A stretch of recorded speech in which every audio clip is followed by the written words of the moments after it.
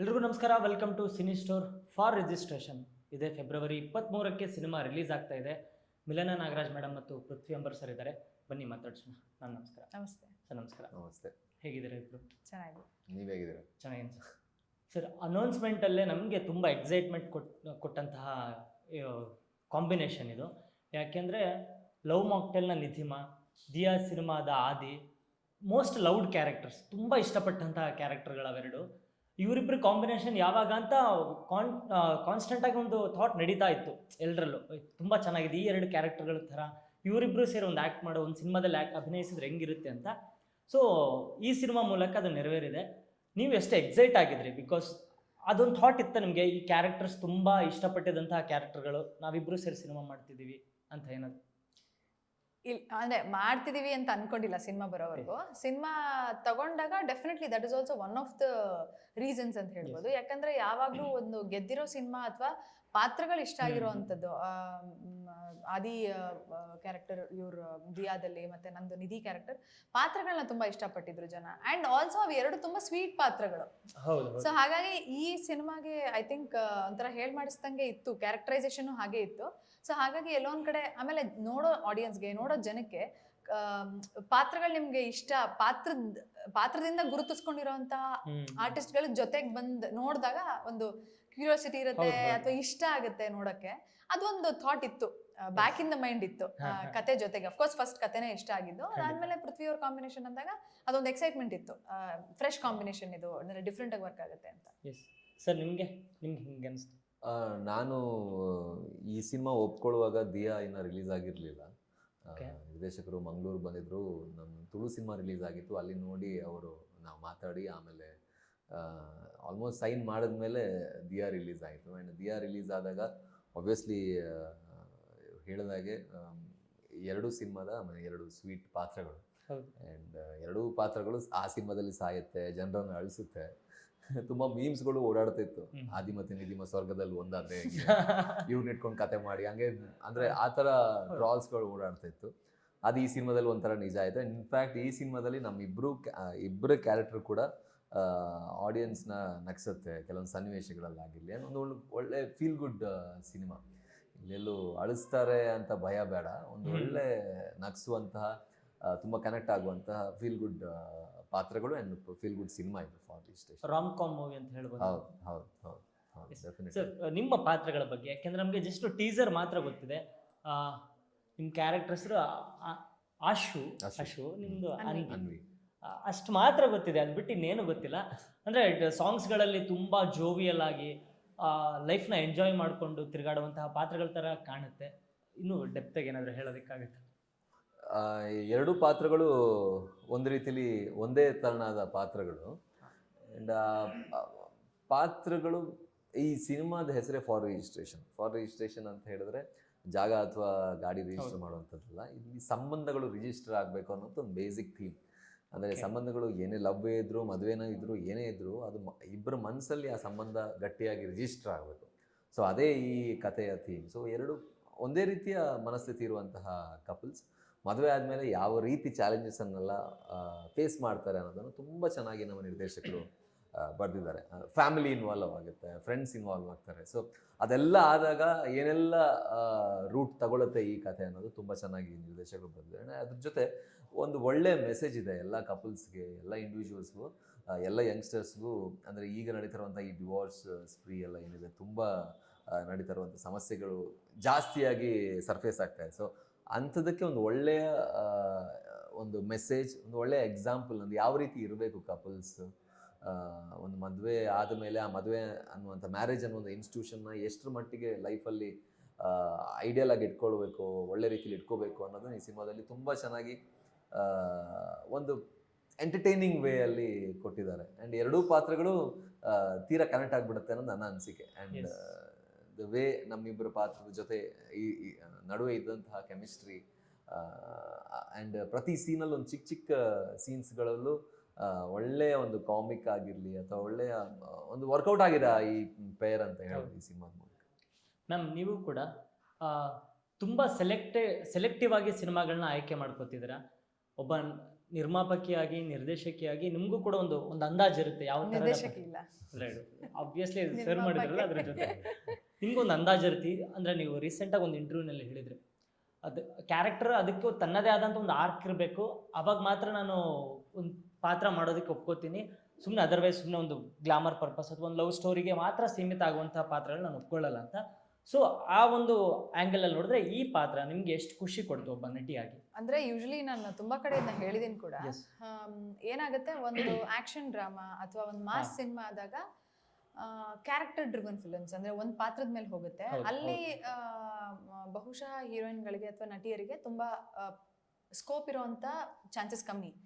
So ನಿಮಗೆ love story, family drama ಅಥವಾ ಅಂದರೆ ಬೇರೆ ಜಾನರ್ ಸಿನಿಮಾಗಳಲ್ಲಿ ಸ್ವಲ್ಪ ಸ್ಕೋಪ್ ಜಾಸ್ತಿ ಇರುತ್ತೆ. ಆ್ಯಂಡ್ ಈ ಕತೆ ಕೇಳಿದಾಗ ಅಶು ಆ್ಯಂಡ್ ಅನ್ವಿ ಪಾತ್ರದ ಮೇಲೆ ಸಿನಿಮಾ ಹೋಗುವಂಥದ್ದು. ಸೊ ನನಗೆ ಮಾಡೋದು ಭಾಳಷ್ಟು ಇದೆ ಈ ಸಿನಿಮಾದಲ್ಲಿ ಅಂತ ಗೊತ್ತಿತ್ತು.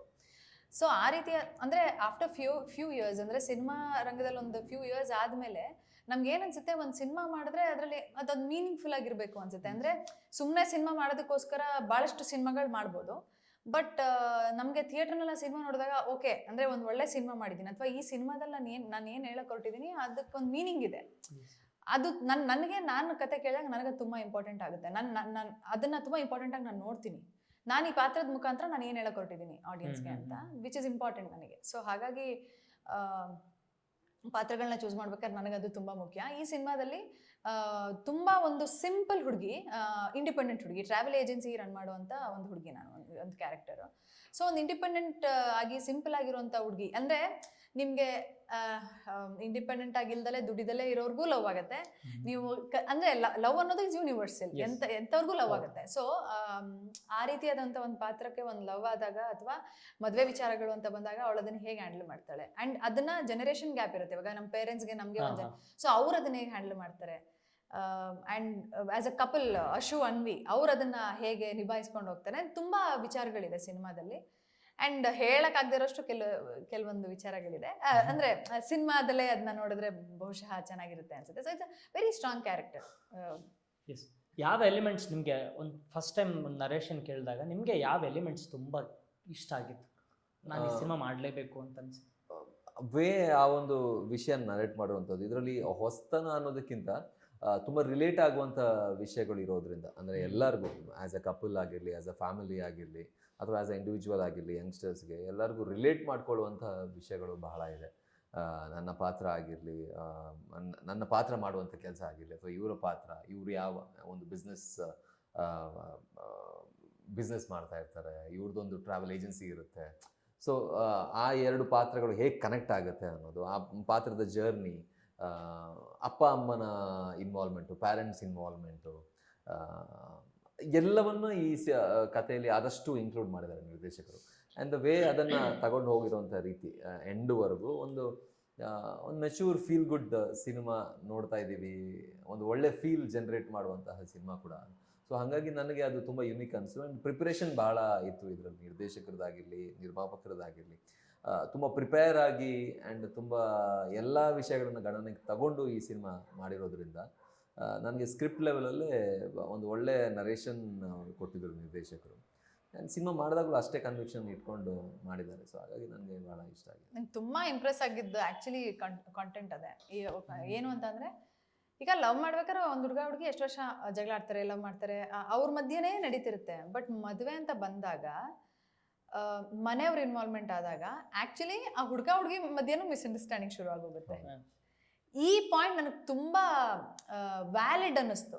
ತುಂಬ ಪ್ರತಿಯೊಬ್ಬರು ಲವರ್ಸ್ ಯಾರು ಮದುವೆ ಆಗಿರ್ತಾರೆ ಅವ್ರು ಇದನ್ನು ಫೇಸ್ ಮಾಡಿರ್ತಾರೆ. ಅವರಿಬ್ಬರೇ ಲವ್ ಮಾಡ್ಬೇಕಾದ್ರೆ ಎಲ್ಲ ಚೆನ್ನಾಗಿರುತ್ತೆ. ಬಟ್ ಫ್ಯಾಮಿಲೀಸ್ ಅಂತ ಬಂದಾಗ ಅವರೊಂದು ಹೇಳ್ತಾರೆ, ಇವರೊಂದು ಹೇಳ್ತಾರೆ, ಇವ್ರು ಚೆನ್ನಾಗಿದ್ದವ್ರ ಮಧ್ಯೆ ಒಂದು ಮಿಸ್ಅಂಡರ್ಸ್ಟ್ಯಾಂಡಿಂಗ್ ಶುರು ಆಗೋಗುತ್ತೆ. ಸೊ ಈ ಏನಂತಾರೆ, ಈ ವೇರಿಯೇಷನ್ ಇತ್ತು ಸ್ಕ್ರಿಪ್ಟಲ್ಲಿ, which I really like. And ತುಂಬ ಜನಕ್ಕೆ ರಿಲೇಟ್ ಆಗುತ್ತೆ ಇದು ಅಂತ ನನಗೆ ಅನಿಸ್ತು. ಟೆಕ್ನಿಕಲಿ ಕೂಡ ತುಂಬ ಸ್ಟ್ರಾಂಗ್ ಆಗಿ ಕಾಣುತ್ತೆ ಸಿನಿಮಾ. ಮೋಕೋಬಾಟ್ ಯೂಸ್ ಮಾಡಿದ್ರೆ ಅನ್ಸುತ್ತೆ, ರೋಬೋಟಿಕ್ ಆರ್ಮ್. ಅದು ಫಸ್ಟ್ ಈ ಸಿನಿಮಾದಲ್ಲ, ಅಂದರೆ ಜನರಲಿ ಅದನ್ನ ಒಂದು ಆ್ಯಕ್ಷನ್ ಸೀಕ್ವೆನ್ಸ್ಗಳಿಗೆ ಯೂಸ್ ಮಾಡ್ತಾರೆ, ಅಂಡರ್ ವಾಟರ್ ಸೀಕ್ವೆನ್ಸ್ಗಳಿಗೆ ಇದನ್ನ ಯೂಸ್ ಮಾಡಿದ್ದಾರೆ ಅಂತ ಗೊತ್ತಾದಾಗ ನಂಗೆ ಫುಲ್ ಶಾಕ್ ಆಯಿತು. ಇದನ್ನೆಲ್ಲ ಹೆಂಗೆ ಯೂಸ್ ಮಾಡೋರು ಈ ಸೀಕ್ವೆನ್ಸ್ಗಳಲ್ಲಿ ಅಂತ. ಒಂದು ಹಾಡನ್ನು ತುಂಬ ಡಿಫ್ರೆಂಟಾಗಿ ಮಾಡಿದ್ದಾರೆ. ಆ್ಯಂಡ್ ಅಂಡರ್ ವಾಟರ್ ಒಂದು ತೀರಾ ಡಿಫ್ರೆಂಟ್ ಎಕ್ಸ್ಪೀರಿಯನ್ಸ್ ಆಗಿತ್ತು. ಆಲ್ಮೋಸ್ಟ್ ಅರ್ಧ ಹಾಡು ಅಂಡರ್ ವಾಟರಲ್ಲಿ ಶೂಟ್ ಮಾಡಿದ್ದಾರೆ. ಆ್ಯಂಡ್ ಇವರು ನ್ಯಾಷನಲ್ ಲೆವೆಲ್ ಅಥ್ಲೀಟು ಸ್ವಿಮ್ಮಿಂಗಲ್ಲಿ. ನಾನು ಕೆರೆ ಲೆವೆಲ್ಲು, ನದಿ ಲೆವೆಲ್ಲು. ಯಾವ ಲೆವೆಲ್ ಆದ್ರೂ ಒಂದ್ 9 ನೀರೊಳಗಡೆ days shoot ಚೆನ್ನಾಗಿ ಆಗಿದೆ ಆಕ್ಟ್ ಅಂತ. ಮಾಡಿದ್ದಾರೆ. 9 ದಿನ ಶೂಟ್ ಆಯ್ತಂತೆ ಜಸ್ಟ್ ಅದು ಆ ಒಂದು ಸೀಕ್ವೆನ್ಸ್. ಇಲ್ಲ ಇಲ್ಲ ಏನು ಅಂದ್ರು ಇಲ್ಲ ಯಾವ್ದು ಇಲ್ಲ. Underwater sequence. ಯಾವ್ದು ಸರ್ 9 ದಿನ ಮಾಡಿದ್ದು? Underwater sequence. Oh sorry 9 hours. 9 hours 9 hours ನಮ್ಮನ್ನ ನೀರಲ್ಲಿ ಇಟ್ಟಿದ್ರು ನೀರಲ್ಲಿ ಇಟ್ಟಿದ್ದು. Okay. ಹೌದು. ಬೆಳಗ್ಗೆಯಿಂದ ರಾತ್ರಿವರೆಗೂ. ಅಂದ್ರೆ ನೀವು ಈಜುಗಾರ್ತಿ ಆಗಿದ್ರಿಂದ ಅದು ಈಸಿ ಅನಿಸ್ತಾ ಮೇಡಮ್? ಇಲ್ಲ ನಾವು ಟ್ರೈನ್ ಮಾಡ್ಬೇಕಾದ್ರೆ ಟ್ರೈನ್ ಮಾಡ್ತೀವಿ, ಆಚೆ ಬರ್ತೀವಿ. ಬಟ್ ಇದು ಆ ರೀತಿ ಆಗಲ್ಲ. ಅಂಡ್ ಮೇಕಪ್ ಮಾಡ್ಕೊಂಡು ಕಾಸ್ಟ್ಯೂಮ್ ಹಾಕೊಂಡು ಕಾಸ್ಟ್ಯೂಮ್ ಅದು ಎಷ್ಟು ಅದು ನೀರ್ಗೆ ಹೋದ್ಮೇಲೆ ಕಾಸ್ಟ್ಯೂಮ್ ವೆಯ್ಟ್ ಆಗುತ್ತೆ.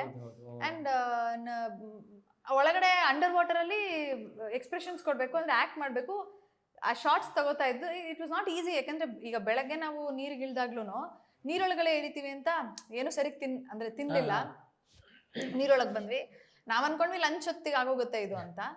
ಬಟ್ 9 hours ನೀವು ನೀರಲ್ಲೇ ಇರಬೇಕು, ನೀರಲ್ಲೇ ಆಕ್ಟ್ ಮಾಡ್ಬೇಕಂದ್ರೆ ಒಂದು ಪೇಷನ್ಸ್ ಹೋಗ್ತಾ ಇರುತ್ತೆ.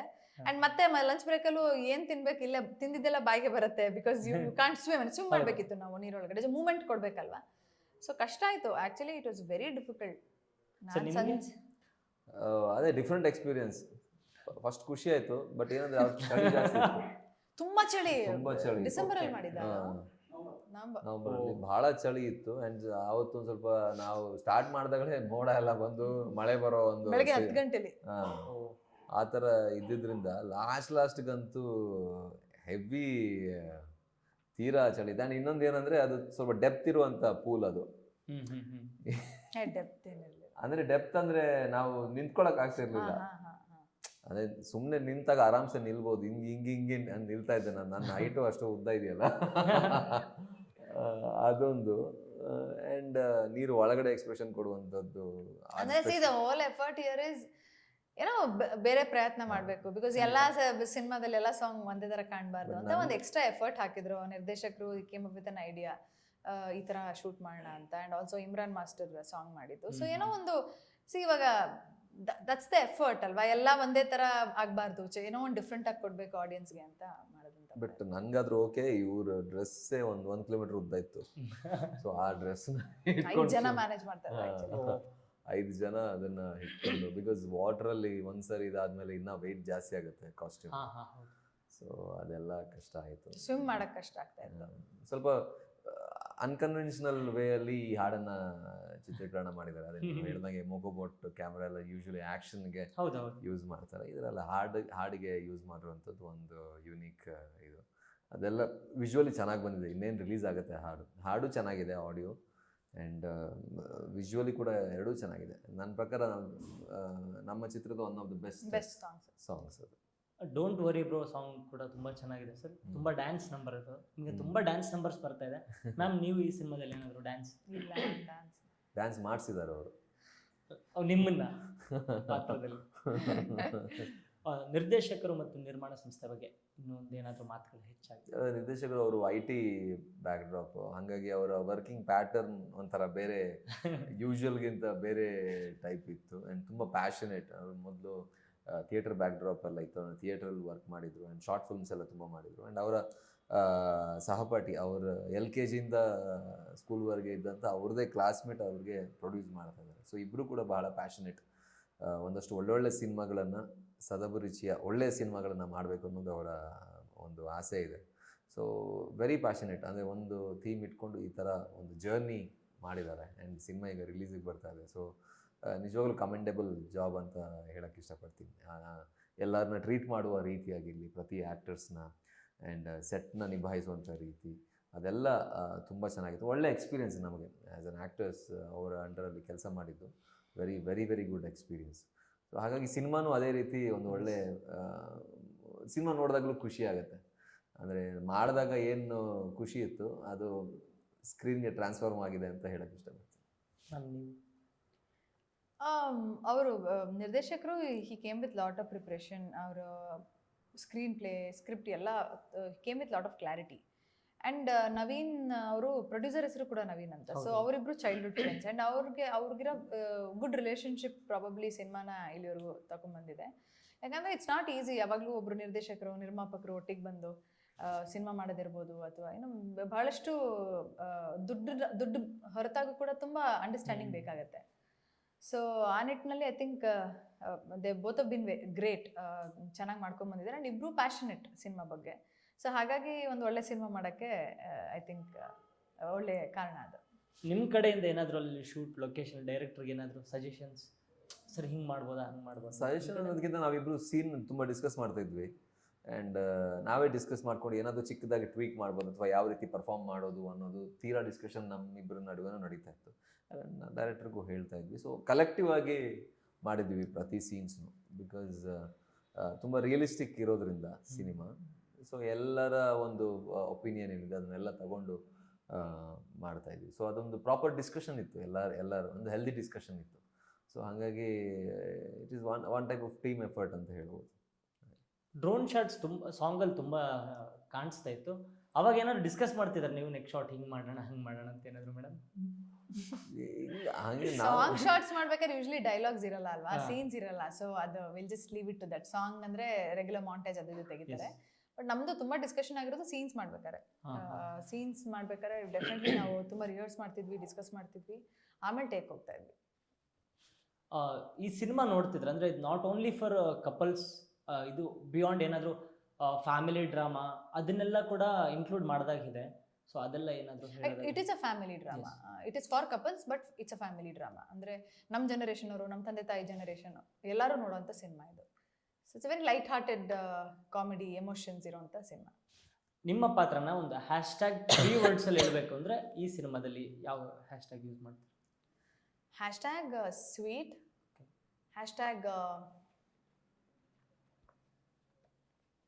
Not sure, hashtag not sure, character is not sure ಅಂತ, hashtag emotional. Hashtag emotional. Sir ನೀವು? Hashtag funny, hashtag love, hashtag confused. Same ನನ್ನ ಪ್ರಕಾರ ಎರಡೂ ಕ್ಯಾರೆಕ್ಟ್ರು, ಬಟ್ ಇಬ್ಬರು ತುಂಬ ಡಿಫ್ರೆಂಟ್ ನಾಟ್ ಆಗಿ. ಶೋರ್ ಇಲ್ಲ. ನಾನು ಒಂದು ರೀತಿಲಿ ನಾಟ್ ಶೋರ್ ತಾನೆ. ಹ್ಯಾಶ್ಟ್ಯಾಗ್ ಡೈಲೆಮಾ ಅಂದರೆ ಕನ್ಫ್ಯೂಸ್. ಅದು ನಂದು. ನಿಮ್ದೇನ? ಅದೇ ಎರಡೂ ಕ್ಯಾರೆಕ್ಟರ್ ಒಂದು ರೀತಿಲಿ ಸೇಮ್. ನಮ್ಮಿಬ್ಬರಿಗೆ ಬಂದಂಥ ಸನ್ನಿವೇಶಗಳು ಡಿಫ್ರೆಂಟ್ ಅಷ್ಟೇ. Situations are different. ಅಂದರೆ ಸಿಚುವೇಶನ್ ಅಂದರೆ ಅವರು ಸಿಚುವೇಶನ್ನ ಈ ಕಡೆ ಇದ್ರೆ ನಾನು ಸಿಚುವೇಶನ್ ಈ ಕಡೆ ಇದ್ದೀನಿ ಅನ್ನೋದು ಹೊರತುಪಡಿಸಿದ್ರೆ ಇಬ್ಬರು ಕ್ಯಾರೆಕ್ಟರ್ ಕೂಡ ಆಲ್ಮೋಸ್ಟ್ ಸಿಮಿಲರ್, ಸೇಮ್. ನಮ್ಮ ಕೃಷ್ಣ ಸರ್ ಜೊತೆ ಈ ಥರದ ಪಾತ್ರಗಳು ಬಂದಾಗ ನಿಮ್ದೊಂದು ಡಿಸ್ಕಷನ್ ನಡೀತಾ ಇರುತ್ತೆ ಏನಾದರೂ ಅವ್ರ ಕಡೆಯಿಂದ ಬಂದಂಥ ಏನಾದರೂ ಕಾಂಪ್ಲಿಮೆಂಟ್ ಈ ಪಾತ್ರಕ್ಕೆ? ಅಂದ್ರೆ ಈ ಪಾತ್ರಕ್ಕೆ ಅಲ್ಲ, ಸಿನಿಮಾ ಒಪ್ಕೊಂಡಾಗ ಲೈನ್ ಎಲ್ಲ ಕೃಷ್ಣ ಅವ್ರಿಗೆ ಹೇಳಿದ್ದೆ ನಾನು. ಅದು ಬಿಟ್ರೆ ಸಿನಿಮಾ ಇನ್ ಡೀಟೇಲ್ ಡಿಸ್ಕಸ್ ಮಾಡಕ್ ಹೋಗಲ್ಲ, ಬಿಕಾಸ್ ಅವ್ರ ಶೂಟಿಂಗ್ ಅಲ್ಲಿ ಬಿಸಿ ಇರ್ತಾರೆ. ಸೊ ನಾನು ನನ್ನ ಸಿನಿಮಾಗಳು ಮಾಡ್ತಾ ಇರ್ತೀನಿ. ಬಟ್ ಅಫ್ಕೋರ್ಸ್ ನಾನು ಸಿನಿಮಾ ಒಪ್ಕೊಳ್ಳೋಕೆ ಮುಂಚೆ ಒಂದು ಲೈನ್ ಥಾಟ್ ಎಲ್ಲ ಹೇಳಿರ್ತೀನಿ. ಅವ್ರಿಗೆ ಇಷ್ಟ ಆಗಿತ್ತು, the thought of the film ಚೆನ್ನಾಗಿದೆ ಅಂತ. ಈಗ ಒಂದು ಚಿಕ್ಕ ರ್ಯಾಪಿಡ್ ಫೈರ್ ರೌಂಡ್ ಥರ, ಒಂದು ಕ್ಯಾರೆಕ್ಟ್ರು ಸಿನಿಮಾದಲ್ಲಿರುವಂತಹ ಯಾವುದಾದ್ರೂ ಒಂದು ಪಾತ್ರ ಅಂತ, ಈ ಸಿನಿಮಾದ ಯಾವುದಾದ್ರೂ ಒಂದು ಪಾತ್ರನ ನೀವು ರೀಕ್ರಿಯೇಟ್ ಮಾಡೋದಾದ್ರೆ, ಹಿಂದಿನ ನಟರು ಮಾಡಿದಂಥ ನಟಿಯರು ಮಾಡಿದಂಥ ಪಾತ್ರ, ಅವ್ರಲ್ಲಿ ಸಿಮಿಲರ್ ಕ್ಯಾರೆಕ್ಟರ್ ಮಾಡಬೇಕು ಅಂತ ಆಸೆ ಇದೆಯಾ? ಮಾಡಬೇಕು ಹಂಗಿದ್ರೆ ನಾನು ಆಕ್ಚುಲಿ ರೀಕ್ರಿಯೇಟ್ ಮಾಡಿದ್ರೆ ಬಿಲೀವ್ ಮಾಡಲ್ಲ. ಅಟ್ಲೀಸ್ಟ್ ಆ ಸಿಮಿಲರ್ ಕೈಂಡ್ ಆಫ್ ಒಂದು ಪಾತ್ರ ಇಷ್ಟ ಆಗ್ಬಿಟ್ರೆ ನಮ್ಗೆ ಅದನ್ನ ಬೇರೆ ಯಾರು ಫುಲ್ ಆಫ್ ಮಾಡಕ್ಕಾಗಲ್ಲ ಅಂತಾನೆ ಅನ್ಸುತ್ತೆ. ಅದು ಯಾರೇ ಇರ್ಬೋದು. So similar kind, for example ಈಗ ಆಪ್ತ ಮಿತ್ರ ಸಿನಿಮಾದಲ್ಲಿ ಸೌಂದರ್ಯ ಮೇಡಮ್ ಮಾಡಿದ ಪಾತ್ರ, ಈ ಥರದ್ದು, ಆ ಥರ ಏನಾದ್ರು? ನನಗೆ ಹಾಲು ಜೇನು ಮಾಧವಿ ಅವ್ರ ಪಾತ್ರ ಇಷ್ಟ. ಸೂಪರ್. ಸರ್ ನಿಮಗೆ? ನಾನು ಅದೇ ಯಾವಾಗಿಂದ ಕೂತ್ಕೊಂಡು ಅದೇ ಯೋಚನೆ ಆಕ್ಚುಲಿ ಅದ್ರ ತುಂಬಾ ಪಾತ್ರಗಳು ಇಷ್ಟ ಆಗುತ್ತೆ. ನಿಮ್ಗೆ ಒಂದ್ಸಲಿ ಸಿನಿಮಾ ಇಷ್ಟ ಆದ್ಮೇಲೆ ತುಂಬಾ ಪಾತ್ರಗಳಿದೆ. ಒಂದು ಅಂತ ಆಕ್ಚುಲಿ ಹೇಳೋದು ತುಂಬಾ ಕಷ್ಟ. ಬೇರೆ ಬೇರೆ ಪಾತ್ರಗಳು ಇಷ್ಟ. ಹಂಗೂ ಹೇಳಬೇಕು ಅಂದರೆ ಯಾವ್ದಪ್ಪ, ಮೇ ಬಿ ರಿಕ್ಕಿ ಫ್ರಮ್ ಉಳಿದವರ ಕಣ್ಣಂತೆ. ಸೂಪರ್. ಓಕೆ, ಈ ಸಿನಿಮಾ ಸೆಟ್ಟಲ್ಲಿ ಸೀನ್ ಬಗ್ಗೆ ಆನ್ ಸ್ಪಾಟಲ್ಲಿ ಕ್ವಶನ್ಸ್ ಯಾರಾದರೂ ಕೇಳ್ತಿದ್ರ ಡೈರೆಕ್ಟರ್ಗೆ? ಶೂಟ್ ನಡೀತಾ ಇರುತ್ತೆ, ಏನಾದರೂ ಡೌಟ್ ಬಂದು ಏನಾದರೂ ಕ್ವಶನ್ ಕೇಳೋದು? ನಾನೇ ಕೇಳ್ತಾ ಇದ್ದೆ. ಇಬ್ರು ಕೇಳಿಲ್ಲ. ಕೇಳಿದಿನ, ನಿಮ್ಗೆ ಗೊತ್ತಿಲ್ಲ ಪರ್ಸನಲ್ ಆಗಂತ ಸೈಡ್ಗೆ ಹೋಗಿ ಅವ್ರು ಕೇಳಿದ ಆನ್ ಸ್ಪಾಟ್ ಯಾರು ಕೇಳಿದ್ರು? ಆನ್ ಸ್ಪಾಟ್ ನಾನು ಕೇಳಿದ್ದೀನಿ. ನಾನಂತೂ ನೋಡಿಲ್ಲ. ನನ್ನ ಸೋಲೋ ಸೀನ್ ಇದ್ದಾಗ. ಡೈರೆಕ್ಟರ್ ಅವರ ಇನ್ಸ್ಟಾ ID ಗೊತ್ತಾ ನಿಮಗೆ? ನವೀನ್ ದ್ವಾರಕನಾಥ್. ಇಲ್ಲ, ಫುಲ್ ಹೇಳ್ಬೇಕು. ಅದೇ ಫುಲ್ ನವೀನ್ ಇಲ್ಲ, ಬರ್ತಾರೆ. ಫಿಲ್ಮ್ ಡೈರೆಕ್ಟರ್ ನವೀನ್, ಸರ್ ಕರೆಕ್ಟಾ? ಅಲ್ಲ, film by Naveen, film maker. Yes, film correct ಆಗಿ ಹೇಳ್ದೆ ನಾನು. Film maker. ಪೃಥ್ವಿ ಅಂತೂ ನಾನು ಅವ್ರ ಹೆಸರು ಹಾಕಿದಾಗ ಬರ್ತಾ ಇತ್ತು ಫಿಲ್ಮ್ ಮೇಕರ್ ನವೀನ್, ಅದೇ ಕರೆಕ್ಟ್. ಡೋಂಟ್ ವರಿ, ಇವತ್ತಿದ್ದ ಟೆನ್ಷನ್ ನಾಳೆ ಇರಲ್ಲ. ಲೆಟ್ ಸ್ಕೂಲ್ ಅಂತ ಯಾವಾಗ ಅನ್ಕೊಂಡಿದ್ ಮೂಮೆಂಟ್ಸ್? ಯಾವಾಗ್ಲೂ ಎವ್ರಿ ಕ್ಷಣ. ಈಗ್ಲೂ ಅನ್ಕೋತಾ ಇದೀನಿ. ಸಾಂಗಲ್ಲಿ ಒಂದು ಫಿಂಗರ್ಸ್ ತೋರಿಸ್ತಾರೆ ಯಾವ ಕಡೆ ಡೆಸ್ಟಿನೇಷನ್ಗೆ ಹೋಗ್ಬೇಕು ಅಂತ, ಹಿಂಗೆ ಹೋಗೋಣ ಅಂತ. ಸೊ ಆ ಥರ ರಿಯಲ್ ಲೈಫಲ್ಲಿ ಏನಾದರೂ ಮಾಡಿದ್ದೀರಾ? ರಿಯಲ್ ಲೈಫಲ್ಲೇ ನಾನು ಮಾತ್ರ ಮಾಡಿದ್ರೆ ಬೈಸ್ಕೊಳ್ಳಲ್ವಾ? ಕೃಷ್ಣ ಸರ್ ನೀವು ಎಲ್ಲಿ ಹೇಳಿದ್ರೆ ಅಲ್ಲಿ ಕರ್ಕೊಂಡು ಹೋಗ್ತಾರಲ್ವ? ಆ ಥರ ಏನಿಲ್ಲ, ಮುಂಚೆನೇ ಡೆಸ್ಟಿನೇಷನ್ ಫಿಕ್ಸ್ ಆಗಿರುತ್ತೆ. ನಾನ್ ಮಾಡಿಲ್ಲ, ನನ್ನ ಫ್ರೆಂಡ್ ಒಬ್ಬ ಇದ್ದಾನೆ, ಅದು ಇವಾಗ್ಲೂ ಹಂಗೆ ಮಾಡ್ತಾನೆ. ಅವ್ನು ಕರೆಕ್ಟಾಗಿ ಹೆಂಗ್ ಮಾಡ್ತಾನೆ ಅಂತ ಹೇಳಿದ್ರೆ, ಯಾವುದೇ ಎಷ್ಟೇ ಬ್ಯುಸಿ ರೋಡ್ ಇರಲಿ ಮಿಡ್ಲಲ್ಲಿ ಹೋಗಿ ನಿಲ್ಲಿಸ್ತಾನೆ. ಅಂತಿರ್ತಾನೆ, ಅಯ್ಯೋ ಎಲ್ಲಿಗಾದ್ರೂ ಹೋಗಿ. ಹೌದಾ? ಅವನಿಗೆ ನಾನು ಹೆಣ್ಮಕ್ಳಂಗ್ ಮಾಡ್ತಾರೆ ಅನ್ಕೊಂಡಿದ್ದೆ, ಸುಮ್ನೆ ರ್ಯಾಂಡಮ್ ಆಗಿ. ಫ್ರೆಂಡ್ ಮಾಡ್ತಾನೆ ಅವನು, ಎಷ್ಟೇ ಟ್ರಾಫಿಕ್ ಇಲ್ಲ ಅವ್ನು ನಿಲ್ಸ್ತಾನೆ ಮಿಡಲ್ ರೋಡಲ್ಲಿ, ಸೈಡಲ್ಲೂ ನಿಲ್ಸ್ತಾನೆ. ಎಲ್ಲಿ ಹೋಗ್ಬೇಕಂತ ಗೊತ್ತಿಲ್ಲ ಲೈಫಲ್ಲಿ, ಗೊತ್ತು ಅವನಿಗೆ, ಬಟ್ ಹಂಗೂ ಒಂದು ಅದು ಗೊತ್ತಿಲ್ದಲೆ, ರೂಟ್ ಗೊತ್ತಿಲ್ದಲೆ. ಆ ರೂಟ್ ಅಂದ್ರೆ ರೂಟ್ ಗೊತ್ತಿದ್ರು ಹಂಗ್ ಮಾಡ್ತಾನೆ ಅವನು. ಯಾಕಂತ ಡೆಸ್ಟಿನೇಷನ್ನೇ ಚೇಂಜ್ ಮಾಡೋಣ ಅಂತ ಅವ್ರು ರೆಡಿ ಇರ್ತಾರೆ. ಆ ಥರ. ಸ್ಕೂಲ್ ಟೈಮ್ನಲ್ಲಿ ಪ್ರೇಯರ್ ಮಾಡಬೇಕಾದ್ರೆ ತಲೆ ತಿರುಗಿ ಬಿತ್ತಿದ್ದೀರಾ? ಸ್ಕೂಲ್ ಡೇಸಲ್ಲಿ ಇಲ್ಲ, ಬಿದ್ದವ್ರನ್ನ ನೋಡಿದೀನಿ ನಾನು. ಯಾವಾಗ್ಲೂ ಅನ್ಕೊಳ್ಳೋದು ಯಾಕೆ ಬೀಳ್ತಾರೆ ಇವರು ಅಂತ. ಇಲ್ಲ, ನಾನೊಂದ್ಸರಿ ಬೀಳ್ಬೇಕು ಅನ್ಕೊಂಡಿದ್ದೆ, ಅದಾಗ್ಲಿಲ್ಲ. ಬೇಕು ಅಂತ ಬೀಳ್ಬೇಕು ಅಂತ ಅಲ್ಲ, ಸುಮ್ನೆ ನೋಡೋಣ ಅಂತ. ಈ ನಮ್ಮ ಸ್ಕೂಲಲ್ಲಿ ಬೆಳಿಗ್ಗೆ ಇದಾಗತ್ತೆ. ಫಸ್ಟ್ ಆಫ್ ಆಲ್ ಹತ್ರ ಬೀಳೋರ್ನೆಲ್ಲ ನಾನು ನಿಜ ಅಂತಾನೆ ನಂಬಿಲ್ಲ. ನಾನು ಅದೇ ಗ್ರೌಂಡ್ ಅಲ್ಲಿ ನಾವು ಫಸ್ಟ್ ವಾರದಲ್ಲಿ ಒಂದಿನ PD ಅಂತಿದ್ರು, ಗೊತ್ತಿಲ್ಲ. ಕೆಲವ್ರು ಸುಮ್ನೆ ಬೀಳ್ತಾರೆ ಅನ್ನೋದು ನನ್ನ ಒಪಿನಿಯನ್. ಅದ್ ತೀರಾ ಬೋರಿಂಗ್ ನಮ್ಗೆ, ಸುಮ್ನೆ ಹಿಂಗೆಲ್ಲ ಮಾಡೋದು ತೀರಾ ಬೋರಿಂಗ್. ಎಷ್ಟೋ ಜನ ಬೀಳ್ತಾರೆ, ನಾನು ನಿಜಾನ ಅಥವಾ ನಾಟಕ ಆಡ್ತಾ ಇದಾರ ಅಂತ ನನ್ಗೆ ಅನ್ಸೋದು. ನನ್ಗಂತೂ ಒಂಚೂರು ಕಾನ್ಫಿಡೆನ್ಸ್ ಇಲ್ಲ ಅದೆಲ್ಲ. ಏನಾದ್ರು independence day, republic day drills ಇರುತ್ತಲ್ಲ, ಡ್ರಿಲ್ಸ್ ಇದ್ದಾಗ. ಡೈರೆಕ್ಟರ್ಗೆ ಇವಾಗ ಒಂದು ಸಲಹೆ ಕೊಡೋದಾದ್ರೆ ಏನು ಹೇಳ್ತೀರಾ? ಸಲಹೆ ಏನಿಲ್ಲ, ಇದೇ ರೀತಿ ಒಳ್ಳೆ ಸಿನಿಮಾಗಳು ಮಾಡಿ ಅಂತ ಹೇಳಕ್ಕೆ ಇಷ್ಟ. ಸರ್ ನೀವು? ಸೇಮ್. ಓಕೆ, ಒಂದು ಕ್ವಾಲಿಟಿ ನಿಮ್ಮಿಬ್ಬರಲ್ಲಿ ಒಂದು ಕ್ವಾಲಿಟಿ ಲೈಕ್ ಆಗೋದು, ಡಿಸ್ಲೈಕ್ ಮಾಡೋದು. ಅಂದರೆ ಡಿಸ್ಲೈಕ್ ಅಂದರೆ ತುಂಬ ಹೇಟ್ರೆಡ್ ಅಂತಲ್ಲ. ನಾನು ಲೈಕ್ ಮಾಡೋದು that Prithvi is very good, dislike ಮಾಡೋದು ಇಸ್ ವೆರಿ ವೆರಿ ಗುಡ್. ನೀವು? ಡಿಸ್ಲೈಕ್ ಯಾವುದು ಮಾಡ್ತಿಲ್ಲ, ಬಟ್ ಲೈಕ್ ಮಾಡೋದು being to the point, very straightforward, ಅದೊಂದು ಖುಷಿ. ಆ್ಯಂಡ್ ಇನ್ನೊಂದು ಅದೇ ಮೇಯ್ನು. ಒಂದೇ ಕೇಳಿದವರು.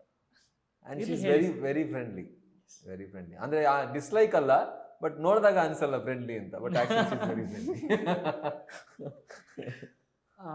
ಯಾವುದಾದ್ರೂ ಒಂದು ಮೂವಿ ಮಾಡಿ ಅಯ್ಯೋ ಮಾಡಬಾರ್ದಿತ್ತು ಅಂತ ಯಾವಾಗಾದ್ರೂ ಅನ್ಸಿದ್ಯಾ? ಇಲ್ಲ, ನಾನು ಆನ್ಸರ್ ಮಾಡಲ್ಲ. ಗೊತ್ತಾಯ್ತು madam answer. C end of the day ಎಲ್ಲ ಆರ್ಟಿಸ್ಟ್ಗಳಿಗೂ ಅನ್ಸಿರುತ್ತೆ ಇದು ಸಿ ಚೆನ್ನಾಗಿ ಟರ್ನ್ ಔಟ್ ಆದ್ರೆ ಓಕೆ, ಖುಷಿ ಆಗುತ್ತೆ. ಚೆನ್ನಾಗಿ ಆಗಿಲ್ಲ ಅಂದ್ರೆ ಬಟ್ ಡೆಫಿನೆಟ್ಲಿ. ಜನರಲ್ ಆಗಿ ಹೇಳ್ತಾರಲ್ವಾ, ನರೇಷನ್ ಹೇಳ್ಬೇಕಾದ್ರೆ ಚೆನ್ನಾಗಿರುತ್ತೆ, ಬಟ್ ಔಟ್ಪುಟ್ ಬಂದಾಗ ತುಂಬಾ ಎಕ್ಸ್ಪೀರಿಯನ್ಸ್ ಆಗುತ್ತೆ ಆ ರೀತಿ. ಎಸ್. ಈಗ ಆಕ್ಟರ್ಗಳ ಹೆಸರು ಹೇಳ್ತೀನಿ, ಅವ್ರನ್ನ ನೀವು ಯಾವ ವರ್ಕ್ಗೆ ರಿಜಿಸ್ಟ್ರೇಷನ್ಗೆ ಕರ್ಕೊಂಡು ಹೋಗ್ತೀರಾ ಅಂತ ಹೇಳಬೇಕು. ಯಾವ ಪರ್ಪಸ್ ಆಫ್ ರಿಜಿಸ್ಟ್ರೇಷನ್ಗೆ ಆಸ್ ಎ ಬ್ಯಾಕ್ ಬೋನ್ ಆಗಿ ಜೊತೆಗೆ? ಎಲ್ಲರೂ ಕಾರ್ ರಿಜಿಸ್ಟ್ರೇಷನ್. ಶಿವಣ್ಣ ಅವ್ರನ್ನ ಒಂದು ಯಾವ್ದಾದ್ರು ಎನರ್ಜಿ ಡ್ರಿಂಕ್ ಬ್ರ್ಯಾಂಡ್ ಅಂಬಾಸಿಡರ್ ಆಗಿ ರಿಜಿಸ್ಟ್ರೇಷನ್. ಓಕೆ, ನೀವು? ಎನರ್ಜಿಗೆ ಪೇಟೆಂಟ್, ಆ ಲೆವೆಲ್ ಆಫ್ ಎನರ್ಜಿ ನಾನು ಒಬ್ಬನೇ ಕೊಡಬೇಕು. ದರ್ಶನ್ ಸರ್. ಸರ್ ನಿಮ್ಮ ಮುಖ ನೋಡ್ತಿದ್ದಾರೆ ಮೇಡಮ್, ಫಸ್ಟ್ ಹೇಳಿ ಅಂತ. ಹೌದು, ಅದಕ್ಕೆ ಅವ್ರು ಹೇಳಿ. ಇಲ್ಲ ಅವ್ರು ಹೇಳಿ, ಎವ್ರಿ ಟೈಮ್ ನಾನು ಫಸ್ಟ್ ಹೇಳಲ್ಲ. ಸರಿ, ನೀವು ಹೇಳಿ ಇದ್ರೆ. ಏನು, ಪ್ರಾಯಶಃ ಇಡೀ ಇಂಡಿಯಾದಲ್ಲಿ ಹೈಯೆಸ್ಟ್ ಫ್ಯಾನ್ಸ್ ಇರುವಂಥ ಆ್ಯಕ್ಟರ್ ಅನ್ನುವಂಥ ಒಂದು ಪಟ್ಟನ ರಿಜಿಸ್ಟರ್. ಓಕೆ, ನೀವು?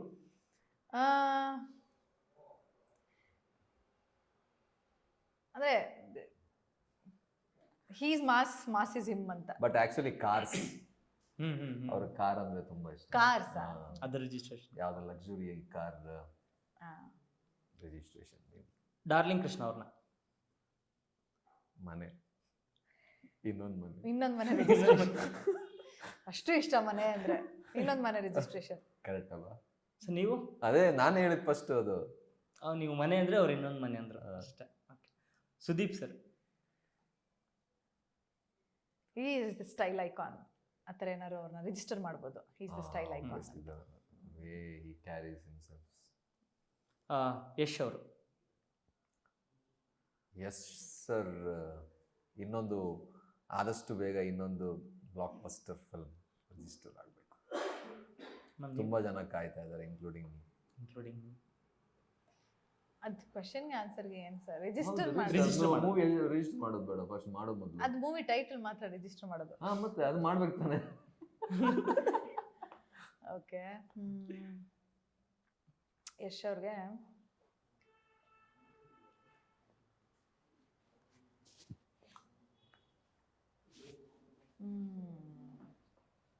ಏನು ರಿಜಿಸ್ಟರ್ ಮಾಡ್ಬೋದು? ನಾನು ಹೇಳಿದೆ, ನಾನು ಪ್ರೊಡ್ಯೂಸರ್ ಆದರೆ 100% ಮೂವಿ ರಿಜಿಸ್ಟರ್.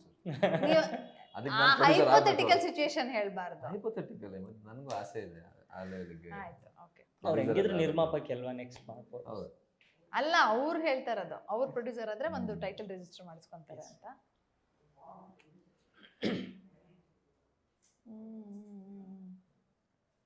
ಅವ್ರಿಗೆ ಆಕ್ಚುಲಿ ಏನಾದರೂ ರಿಜಿಸ್ಟರ್ ಮಾಡ್ಬೋದು. ಲೈಕ್ ಐ ಥಿಂಕ್ ಅವ್ರೊಂಥರ ಯೂನಿವರ್ಸಲ್ ಸ್ಟಾರ್ ಥರ.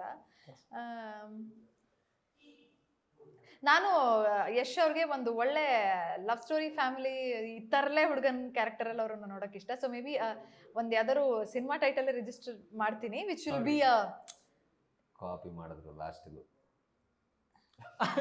ಅಲ್ಲ ಅಂದ್ರೆ ವಿತ್ ರೆಸ್ಪೆಕ್ಟ್ ಟು ಸಿನಿಮಾ, ಈಗ ಅವ್ರ ಹತ್ರ ಎಲ್ಲ ಇದೆ, ಇನ್ನೇನು ರಿಜಿಸ್ಟರ್ ಮಾಡೋದು ಬೇಕಾಗಿಲ್ಲ ಐ ಥಿಂಕ್. ಸೊ ಆ ಥರದ್ದೊಂದು ನಾಟಿ ಕ್ಯಾರೆಕ್ಟರ್ ಇರೋಂಥ ಒಂದು ಯಾವ್ದಾರ ಒಂದು ಸಿನಿಮಾ ಟೈಟಲ್ ರಿಜಿಸ್ಟರ್ ಮಾಡಿ. ಕೃಷ್ಣ ಸರ್ಗೆ ಹೇಳಿ ಒಂದು ಬರ್ಸಿ madam. Definitely. 23rd cinema release ಆಗ್ತಿದೆ. ಆಡಿಯನ್ಸ್ ಏನೆಲ್ಲ ಎಕ್ಸ್ಪೆಕ್ಟ್ ಮಾಡಿ ಸಿನಿಮಾಗೆ ಬರಬೇಕು, ಏನೆಲ್ಲ ಟೇಕ್ ಅವೇ ಇರುತ್ತೆ ಅಂತ? ಒಂದು ಅದೇ ದಿಯಾದಲ್ಲಿ ನಾನು ಲವ್ ಮಾಕ್ಟೇಲ್ ಇವರು ಅಳಿಸಿದ್ದಾರೆ. ಈ ಸಿನಿಮಾದಲ್ಲಿ ಖಂಡಿತವಾಗ್ಲೂ ಎಲ್ಲರನ್ನೂ ನಗಿಸುವಂಥ ಪ್ರಯತ್ನ ನಾವು ಮಾಡಿದ್ದೀವಿ.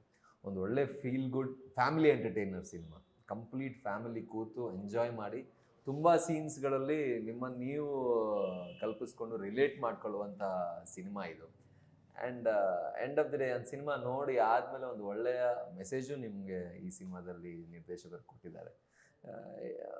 Out and out family entertainer and a very very good easy watch. So ಹಾಗಾಗಿ ದಯವಿಟ್ಟು ಬನ್ನಿ, 23ನೇ ತಾರೀಕು ನೋಡಿ, ನಿಮ್ಗೆ ಇಷ್ಟ ಆದರೆ ಬೇರೆಯವರಿಗೆ ತಿಳಿಸಿ. ಇಷ್ಟು ಕಮ್ ಮ್ಯಾಮ್, ನೀವೇನು ಹೇಳ್ತೀರಾ? ಇದು ಅಗೇನ್ ಫ್ಯಾಮಿಲಿ ಬಂದು ಕೂತ್ ನೋಡೋಂಥ cinema. So I think that's one of the biggest plus points. ಯಾಕಂದರೆ ಸಿನಿಮಾಗೆ ಬರ್ಬೇಕಾದ್ರೆ ಅದೊಂದು ಔಟಿಂಗ್ ಥರ ಇರಬೇಕು, ಒಂದು ಫ್ಯಾಮಿಲಿ ಜೊತೆ ಬರಬೇಕು. ಇಟ್ಸ್ ನಾಟ್ ಜಸ್ಟ್ ಹುಡುಗಿ ಕೂತ್ಕೊಂಡು ನೋಡೋಂಥದ್ದಲ್ಲ, ನಮ್ಮ ಹಿಂದಿನ ಜನ್ರೇಷನ್ ಪೇರೆಂಟ್ಸ್ ಎಲ್ಲರೂ ನೋಡೋಂಥ ಸಿನಿಮಾ. ಸೊ ಕುಟುಂಬ ಸಮೇತ ಸಿನಿಮಾ ಬಂದು ಒಂದು ತುಂಬ ಬ್ಯೂಟಿಫುಲ್ ಸಿನಿಮಾ ಇದು. It's a very sweet nice film, also emotional. So ಹಾಗಾಗಿ ಒಂದು ತುಂಬ ಒಳ್ಳೆ ವಾಚ್ ಅಂತೂ ಆಗುತ್ತೆ ಸಿನಿಮಾ ನೋಡೋಕೆ ಬಂದವ್ರಿಗೆ. ಕೆಲವು ಮೂಮೆಂಟ್ಸ್ ತುಂಬ ಚೆನ್ನಾಗಿದೆ ಸಿನಿಮಾದಲ್ಲಿ, ನಾನು ನೋಡಿದಾಗ ಅನಿಸಿರೋದು. ಸೊ ಎಲ್ಲರೂ ಥಿಯೇಟ್ರಿಗೆ ಬಂದು ಸಿನಿಮಾ ನೋಡಿ ಅಂತ ಹೇಳಕ್ಕೆ ಇಷ್ಟಪಡ್ತೀನಿ. Thank you sir, thank you ma'am, thank you so much. Thank you. ಈ ಕಾಂಬಿನೇಷನ್ ನೋಡೋದಕ್ಕೆ ನಾವು ಕೂಡ ತುಂಬ ಕಾತುರರಾಗಿದ್ದೀವಿ.